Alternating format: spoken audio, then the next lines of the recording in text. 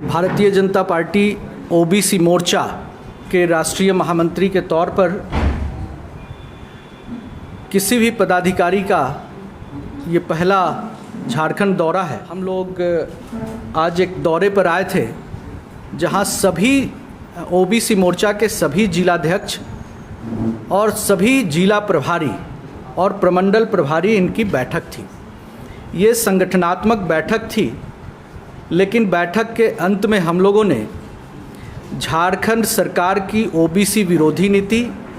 हमारे ओबीसी मोर्चा अध्यक्ष अमरदीप यादव और सभी कार्यकर्ताओं के खिलाफ जो पुलिस की बर्बरता हुई और ओबीसी को 27% आरक्षण झारखंड में नहीं दिए जाने के खिलाफ हम लोगों ने बैठक के अंत में एक निंदा प्रस्ताव पारित किया है।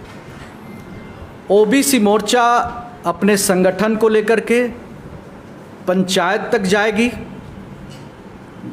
और संगठन की मजबूती के लिए काम करेगी और ओबीसी को 27% आरक्षण मंडल कमीशन के तहत झारखंड में भी मिले, इसके लिए फेज वाइज मैनर में आंदोलन करेगी। झारखंड की सरकार ने ओबीसी के आरक्षण के खिलाफ जो मुस्लिम तुष्टीकरण, धार्मिक तुष्टीकरण और विधानसभा के भीतर नमाज पढ़ने जैसे एजेंडे को खड़ा करके सामाजिक न्याय की आवाज़ को दबाने का काम किया है, इसके खिलाफ भाजपा ओबीसी मोर्चा झारखंड प्रदेश पंचायत स्तर तक जाएगी और सरकार के खिलाफ एक मुहिम की शुरुआत करेगी। हेमंत सोरेन जी की सरकार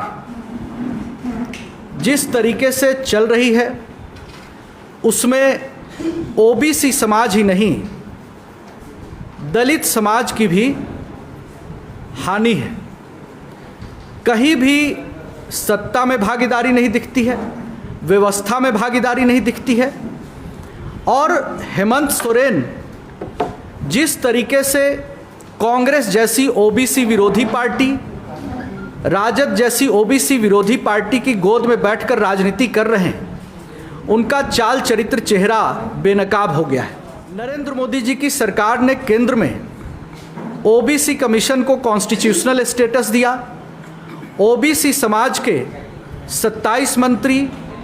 एससी समाज के 22 मंत्री और एसटी समाज के 8 मंत्रियों को केंद्रीय मंत्रिमंडल में शामिल किया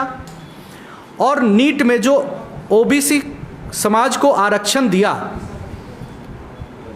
ये ऐतिहासिक निर्णय है और मंडल कमीशन लागू होने के बाद किसी भी सरकार द्वारा किया गया सबसे बड़ा ऐतिहासिक काम है और भारतीय जनता पार्टी सामाजिक न्याय, सामाजिक समरसता और राष्ट्रवाद के सिद्धांत पर झारखंड में एक नई मुहिम का आगाज करेगी और हेमंत सोरेन की सरकार को उखाड़ फेंकने का आह्वान करेगी। हेमंत सोरेन जी की सरकार में जिस तरीके से भ्रष्टाचार है और ये सरकार निश्चित तौर पर ओबीसी के खिलाफ काम करने में लग गई है। अभी तक ओबीसी समाज को 27% आरक्षण देने के लिए एक स्टेप या कोई मंशा भी हेमंत सोरेन की नहीं दिखाई देती है। नरेंद्र मोदी जी की सरकार ने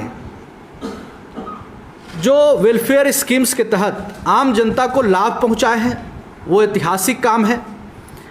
और अगर ये ओबीसी के खिदमतगार हैं कांग्रेस, आरजेडी और जेएमएम, तो इनको प्रधानमंत्री जी को धन्यवाद देना चाहिए कि प्रधानमंत्री जी ने ओबीसी के हित में 3 बड़े ऐतिहासिक निर्णय लिए हैं। आने वाले समय में ओबीसी मोर्चा इस सरकार को उखाड़ फेंकने तक पंचायत तक जाएगी और पंचायत स्तर तक संगठन को मजबूत करने का काम करेगी। और जिस तरीके से झारखंड में सरकार चल रही है वो निश्चित तौर पर लोकतांत्रिक नहीं है। पुलिस की बर्बर लाठीचार्ज अगर राजनीतिक कार्यकर्ताओं के खिलाफ होती है तो यह बहुत ही दुर्भाग्यपूर्ण है और हेमंत सोरेन खुद को पाक साफ और ईमानदार होने का दावा आखिर कर कैसे सकते हैं, जो कांग्रेस जैसी भ्रष्ट पार्टी और आरजेडी जैसी भ्रष्ट पार्टी की गोद में बैठकर राजनीति कर रहे हो। और ओबीसी के हित में कांग्रेस ने देश की आज़ादी के बाद से ही काम किए हैं। काका कालेलकर कमीशन को ठंडे बस्ते में डालना, मंडल कमीशन के खिलाफ काम करना, और भारतीय जनता पार्टी और जनसंघ ने कर्पूरी ठाकुर जी की सरकार हो या फिर मंडल कमीशन लागू करने की बात हो, ओबीसी के वेलफेयर के लिए जितने काम किए हैं वह देश के 70 सालों के इतिहास में जो काम भारतीय जनता पार्टी की नरेंद्र मोदी जी की सरकार ने किए हैं 70 सालों में किसी भी पार्टी ने नहीं किए हैं। हम नरेंद्र मोदी जी की सरकार को भारतीय जनता पार्टी ओबीसी मोर्चा झारखंड प्रदेश की तरफ से धन्यवाद देते हैं और यह उम्मीद जाहिर करते हैं कि झारखंड का ओबीसी समाज 27% ओबीसी आरक्षण झारखंड में लागू करने और ओबीसी विरोधी सरकार को झारखंड में उखाड़ फेंकने में एकजुटता दिखाएगी